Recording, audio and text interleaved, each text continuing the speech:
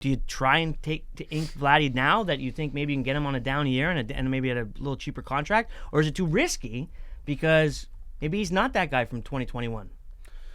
I'd try to ink him for less money for sure. Yeah. But I mean, he still has belief in himself, and in a down year, he's not going to sign a long-term deal if they're going to nickel and dime him, right? So you're going to pay a premium to get him, even after a down year. So I see more of a short-term deal for them because they aren't going to pay him the money he wants. I see a shorter-term deal for a little less money, and he hits the market again. Cover the ARB years or whatever. Yeah, he's got a couple more years of arbitration. So yeah, I mean, again, you look back 2 years and we've seen, you know, the ebbs and flow of just hitters and streakiness of great players, right? Yep. I think Vladimir Guerrero is a great player, you know, still like top 30 in the league in most categories, top 40, you know, maybe not living up to expectations this season, but still, you know, top tier baseball player. Yeah.